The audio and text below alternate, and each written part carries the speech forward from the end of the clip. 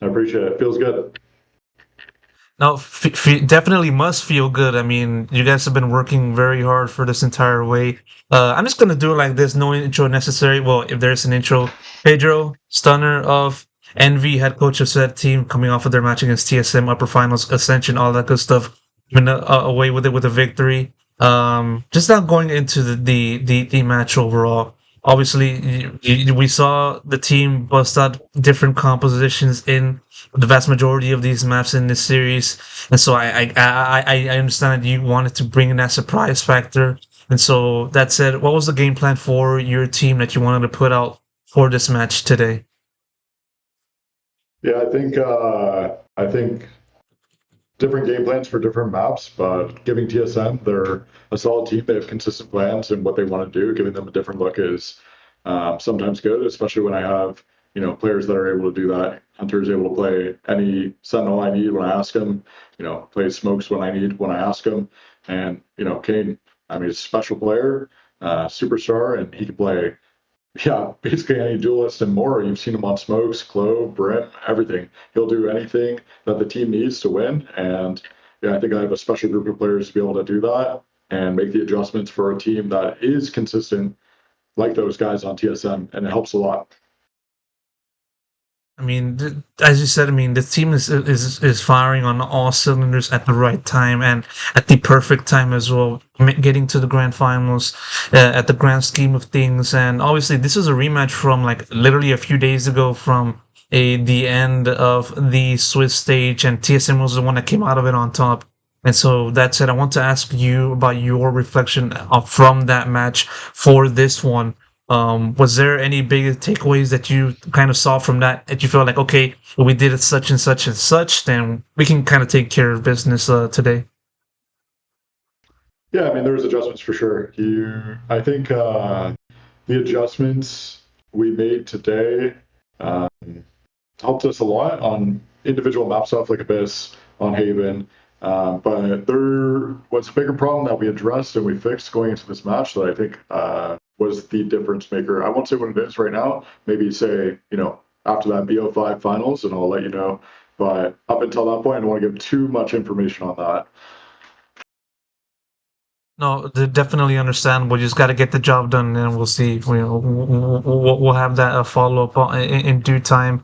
But yeah, like this is an incredible achievement for this team, and yourself included, given how this team started off, in the independent scene, well, so to speak, because that team was already doing well at the beginning of 2025 and at the end of 2024 as well. And it was around that time in which you joined and helped the team improve even further. And you look at the road from that point on, getting to Envy, and now being within the precipice of getting to Tier One. How have you viewed your work with this team, and did you kind of feel like it, like that sense, like holy shit, we're kind of getting close. We're literally at the doorstep. I'm gonna be honest. Like when I joined this team at the beginning of the year, I was like very surprised in their play style. And my main goal was to not adjust them too much because they are young players. They have their own view of the game. They're mechanically talented. They are absolute grinders and they grind ranks every season and they have the mechanical talent to be able to push them over the top in certain aspects. So I was trying to do my best to not take away any um, of those skill sets that they currently have. And my big focus early on was, team environment, team culture, and working through the problems that we might have in the future. And then, yeah, I think the expectation early on was we're really good. We started the year 4-0, I believe it was, and we went to Swiss, and then we had a little bit of uh, rookie issues and experience issues. I don't want to call it rookie issues. I want to call it experience issues in leading into that playoffs. And then, yeah, we addressed those problems, and then we've been, flying from there. And then I think it was very clear that the ability of this team is to play in tier one. They are expected to play in tier one. There's no lower level. We're scrimming these tier one teams all year, and we're dominating them. There's very few teams that in tier one that are not able or sorry, there's very few teams in tier one that were able to keep up with us for a long period of time.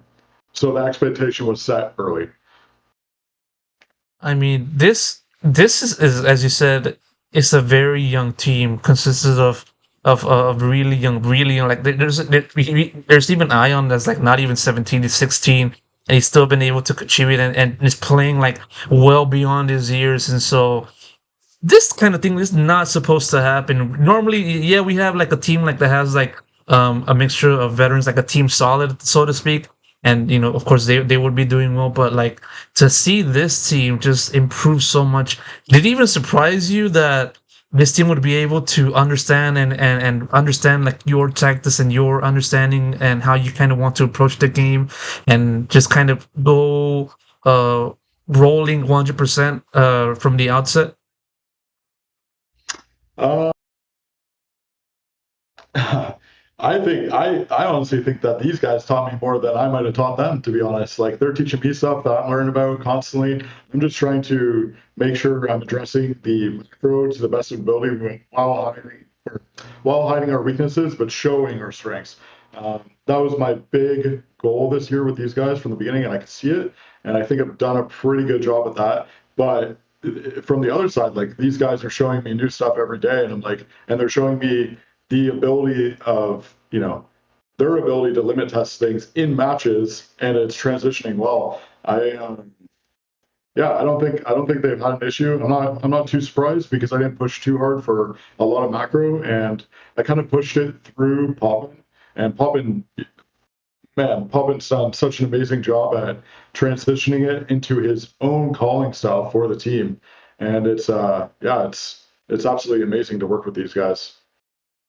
How would you describe the calling? Like as you said at the very end of the answer there, is it kind of like the rest of the guys feeding information to him and then he'll give the direction to the team as kind of like what NRG does, or is it very different compared to that? um, I would say it's like different match to match. Every match is different.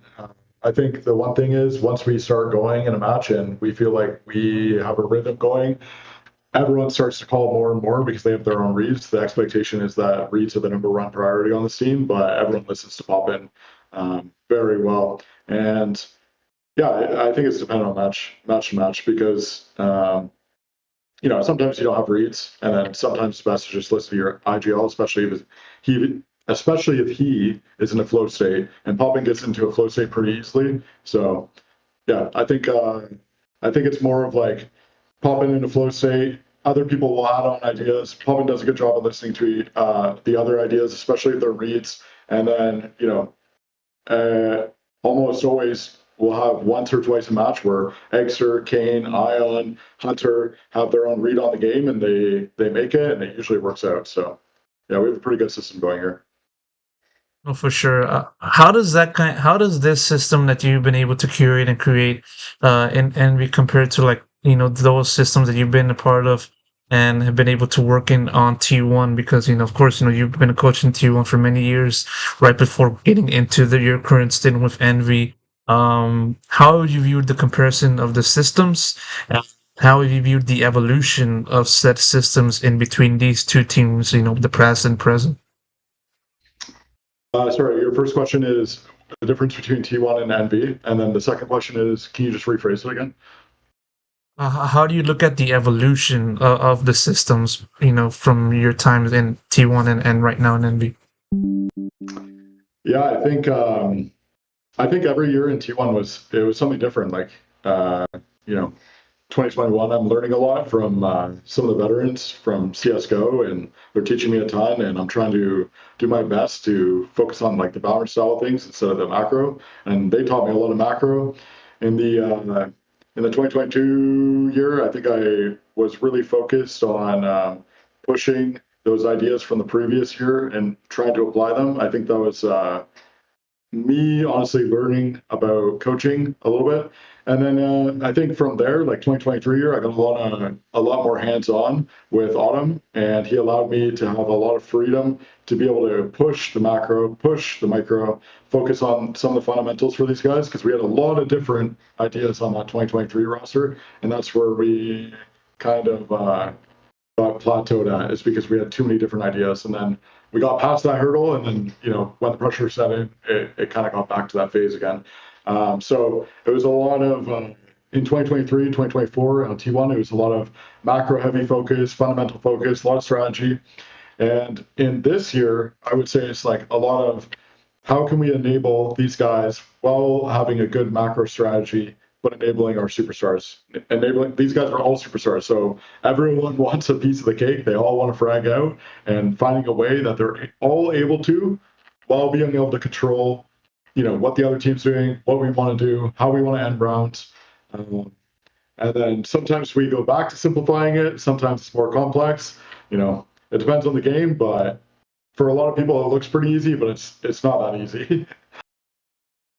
Even so, you've been able to make it work, and it's an embarrassment of riches, and it's one in which many teams are envy of. You get it, get it, get Yeah, it, yeah. that's pretty good one. That's pretty good one. With that said, I'm going to end it right there. Wish I could talk to you more, but I'm having to have to wrap it up. And so, Stunner, appreciate the opportunity, the interview, your answers to the questions, and of course, congrats on making it to the grand finals. And hopefully, you can get the job done on All right. Sunday, I believe. So, best of luck on that. I appreciate it. Appreciate the interview. Hope to talk to you soon after the grand finals.